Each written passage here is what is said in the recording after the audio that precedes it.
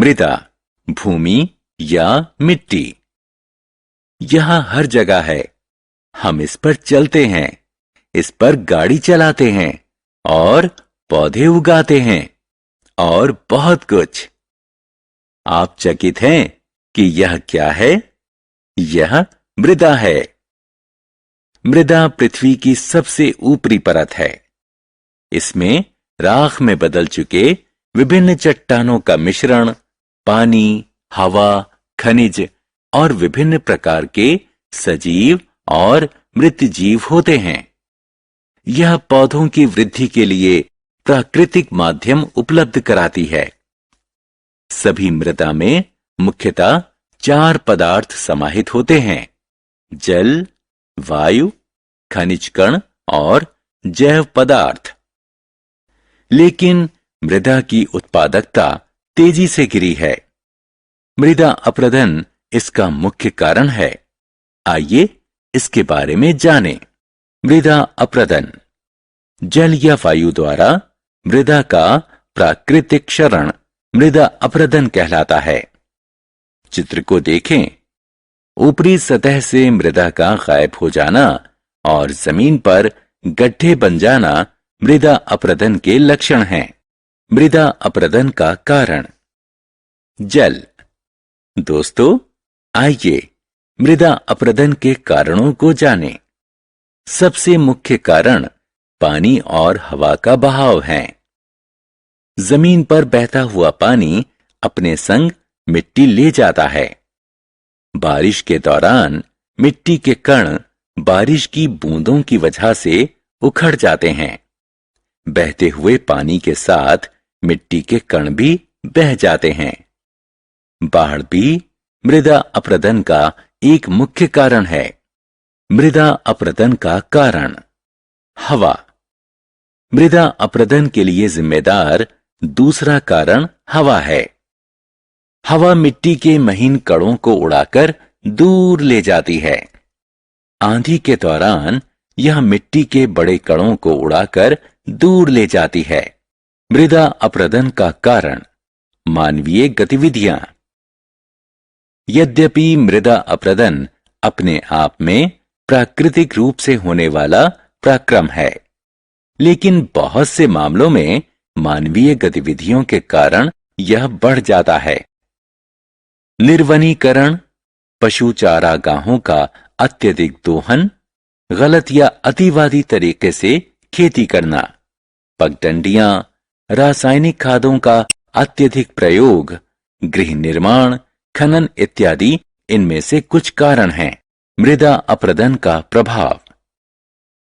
मृदा अपरदन कई अवांछित स्थितियों को जन्म देता है। इसके परिणाम स्वरूप मृदा का क्षरण होता है और मृदा संरचना नष्ट होती है। जैव पदार्थों की कमी के कारण मृदा की उत्पादकता में कमी आ जाती है। यह मृदा से नमी वाले तत्व घटा देती है, जिसके कारण सूखे जैसी स्थिति आ जाती है। मृदा की उत्पादकता घटने से फसल की गुणवत्ता और मात्रा घट जाती है। अतः मृदा अपरदन प्राकृतिक वनस्पति प्रवर्धन को बुरी तरह से प्रभावित करता है, जिससे उपजाऊ भूमि रेगिस्तान में बदल जाती है। मृदा अपरदन का प्रभाव। मृदा अपरदन के कारण मिट्टी सड़कों और गलियों में इकट्ठी हो जाती है। इससे रास्ता बंद हो जाता है और परिणाम स्वरूप दुर्घटनाएं होती हैं। इससे कई सिंचाई नहरें भी अवरुद्ध हो जाती हैं। इससे बाढ़ का खतरा बढ़ जाता है। क्षरित मृदा नदी, झील इत्यादि जल स्रोतों में इकट्ठा हो जाती है और उन्हें प्रदूषित करती है। मृदा अपरदन से बचाव। मृदा अपरदन पर्यावरण की प्रमुख समस्या है। इसने जंगल से लेकर रेगिस्तान तक पूरी दुनिया को प्रभावित किया है। इसलिए समय की मांग है कि मृदा अपरदन से बचाव करके हम मृदा को बचाएं। मृदा अपरदन से बचाव के कई उपाय हैं। सबसे प्रचलित उपाय है अधिक से अधिक पेड़ लगाना। पेड़ की जड़ें मिट्टी को मजबूती से पकड़ती हैं और उसे आसानी से बहने नहीं देती। हवा की दिशा में लगाए गए पेड़ तेज रफ्तार हवा से होने वाले मृदा अपरदन से बचाव करते हैं। जानवरों द्वारा चारागाहों का अत्यधिक दोहन के रोकथाम से भी मृदा अपरदन को कम किया जा सकता है। बांधों के निर्माण से भी मृदा की क्षति कम होती है। खेती की कुछ आधुनिक तकनीकी के प्रयोग की आवश्यकता है। उदाहरण स्वरूप, एक ही भूमि पर अलग अलग समय में विभिन्न प्रकार की फसलें उगानी चाहिए। विभिन्न प्रकार की फसलों को एक ही भूमि पर क्रमानुसार लगाना चाहिए।